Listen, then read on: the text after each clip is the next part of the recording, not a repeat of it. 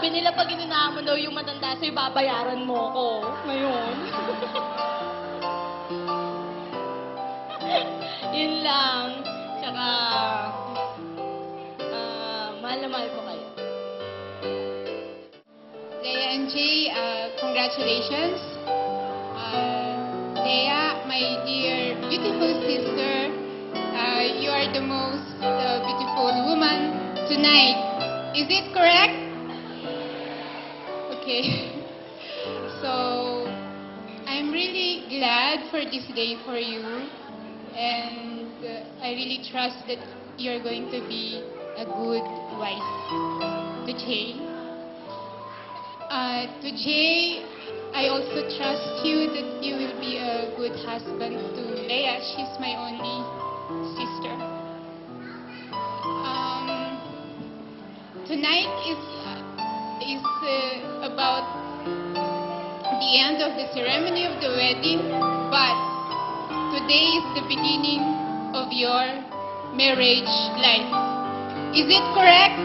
Today is the beginning of the marriage life of Leia and Jay. So, trust God, put God first, and your life will be wonderful from the beginning until the end. God bless in behalf of Dad and Mom. Thank you.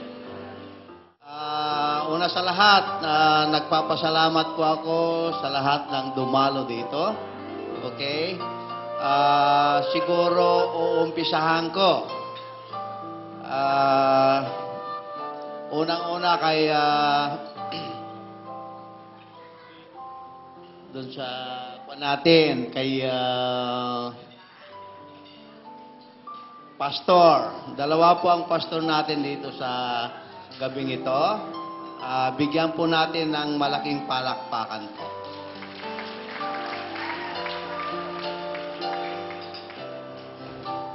Pangalawa po ay lahat po ng mga ninong.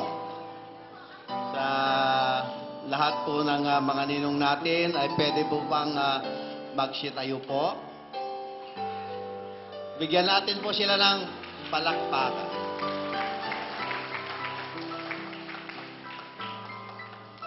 And I would like to thank Mr. Aaron and Janice from Saudi Arabia. Stand po. Marami pong salamat. At saka po, yung mga taga Villamor. Saan po ba sila? Paki-stand na po lang. Bigyan po natin ng palakpakan ng mga taga Villamor.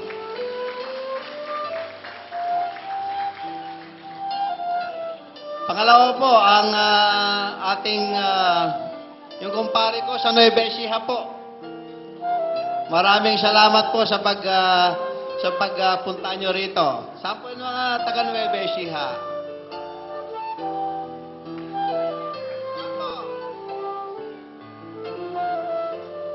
Pare, nasa ka? Kung wala ka po, hindi matutuloy ang kasal. Saan po si pare? Mare, saan ka?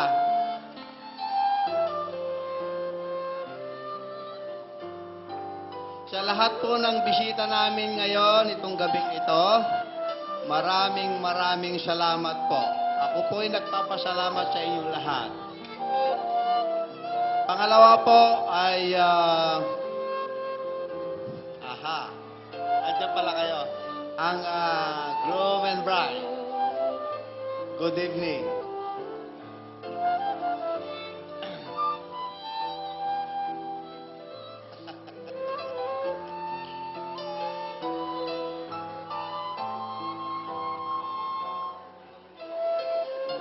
Mayroon lang akong ikukwento sa inyo. Ito, ewan ko, hindi alam ang, ako lang nakakalam dito, at saka si may bahay, at saka si Leia, saka si Jay. Actually po, itong kasal na ito ay last year pa. Kaya lang, ay medyo nagkaroon po ng hindi naman na problema, kundi sabi ko, next year na lang.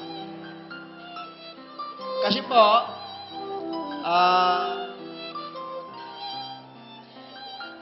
isang araw, ikakwento ko lang ito isang araw po ay may narinig ako na itong bride and groom ay meron na pala silang plano last year na maybe may siyang ay sinabi sa akin, maybe, Daddy, I'm big enough to carry on.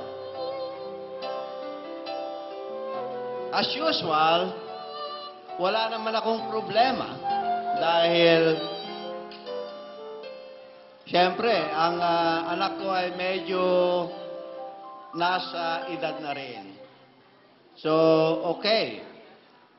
They're buying the magazine for bride and groom. Okay, whatever. And one day, narinig ko na medyo, alam mo naman ang mami. Ang mami, sometimes, para bang ayaw payagan ng anak na mag-asawa. I don't know why. Pero, sa akin palagay, it's good enough na talagang si Jay ay medyo pwede na siya. Unang-una, sabi ko nga, Daddy, I'm big enough to carry on. So, okay, go ahead. Sa akin lang Pero ang mami, para bang ayaw ko. Ayaw ko bang mag-asawa anak ko?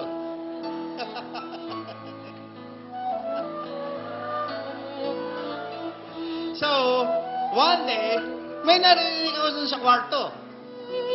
Para bang umiiyak. Parang, so, sabi ko, ano yan?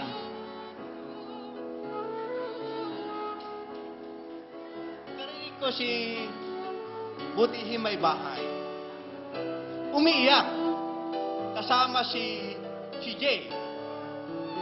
So, if you don't mind, sabi ko, can I interrupt? So, pumasok ko sa kwarto. At sabi, bakit? Bakit ka umiyak?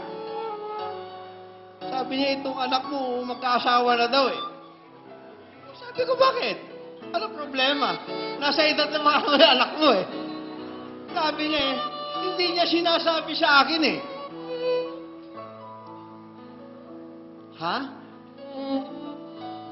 Sabi ko eh, ano bang plano? Sabi ni Jay, Pa, magpapakasal na po ako. Sabi ko naman eh, ha? Medyo nabigla din ako eh. Kasi, sabi ko, magpapakasal. Sabi ko, seryoso ka ba? Opo. Well, sabi ko, there is a tradition, especially to us in Philippines, na hihingiin natin ang kamay ng babae doon sa tatay at nanay. Sabi niya ganun po ba?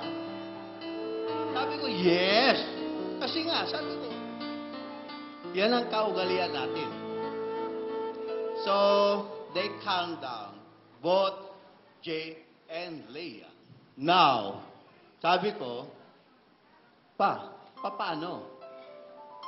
Sabi niya, nasabi ko na kay Leah. Well, sabi ko, if you don't mind, I have to explain it to Leah. Everything. Sabi ko, I can explain it. Because I'm your father. And he said, okay, Father, go ahead. So, on that time,